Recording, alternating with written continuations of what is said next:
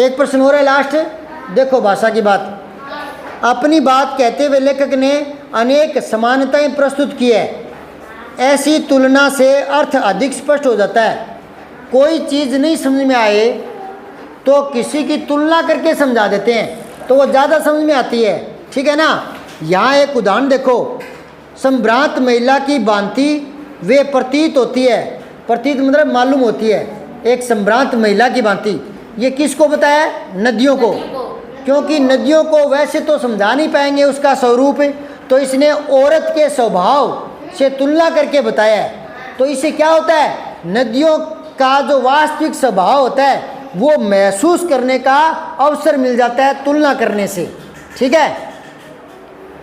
माँ और दादी, मौसी और मामी की गोद की तरह उनकी धारा में डुबकियां लगाया करता।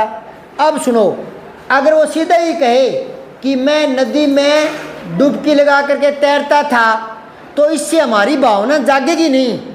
तो लेखक क्या करता है, किसी दूसरी चीज़ से तुलना कर लेता है तो वो स्थिति ज़्यादा स्पष्ट हो जाती है। कैसे? वो नहाने की बात सीधी नहीं करेगा, यूँ कहेगा कि जैसे मैं नानी, मौसी, मामी की गोदी में खेलता था तो अब मैं नदी की गोद में खेल रहा हूँ। तो वो तुलना करने से हमारे समझ में आ जाएगा कि पानी की गोद में खेलना क्या होता है, समझ गए।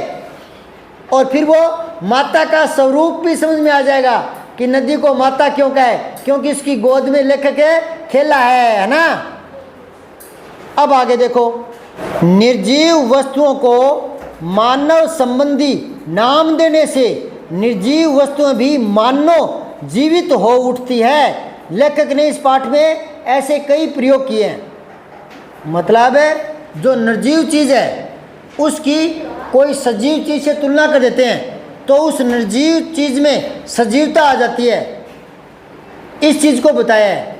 कैसे? लाइन देखो, परंतु इस बार मैं हिमालय के कंधे पर चढ़ा तो कुछ और ही रूप में वो नदियाँ सामने आई। हिमालय के कंधे पर चढ़ा तो हिमालय को सजीव बना दिया। हिमालय के कंधा होता है कि आदमी के होता है? आदमी का होता है। और हिमालय को बता दिया तो हिमालय में क्या आ गई? सजीवता। ये वर्णन करने की एक शैली है, वर्णन करने का एक तरीका है, बात कहने का एक अंदाज है, ठीक है ना।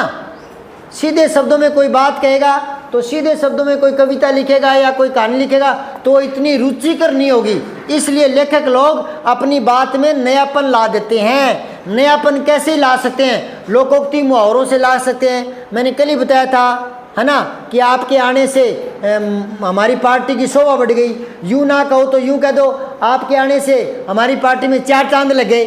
तो नए शब्द लाओगे तो भाषा में सजीवता आ जाएगी, रोचकता आ जाएगी, नवीनता आ जाएगी, आकर्षण बढ़ जाएगा। तो ये कवि लोग ऐसा करते हैं ताकि वो रचना रुचि के साथ लोग पढ़ें। सीधी शब्दावली को लोग रुचि से नहीं पढ़ते, इसलिए ये परिवर्तन करते हैं। कोई लोकोक्ति लाता है, कोई मुहावरे बीच में लाता है, कोई अलंकार लाता है, कोई शब्द शक्तियों का प्रयोग करते हैं तो ये नयापन आता है। ये थोड़ा थोड़ा मैंने जिक्र कर दिया। नयापन क्या है? 10वीं 12वीं में जाओगे तो इसी नएपन को बोलते हैं लाक्षणिक शब्दावली। जब 9वीं 10वीं में कोई टीचर पढ़ाएंगे तो आपके याद आएगा कि लाक्षणिक शब्दावली तो हमारा सुना हुआ है। जो चीज़ कभी पहले थोड़ी बहुत सुनी होती है तो बाद में समझने में सहायता पहुंचाती है, इसलिए इन चीज़ों का जिक्र किया है। समझ में आई बात?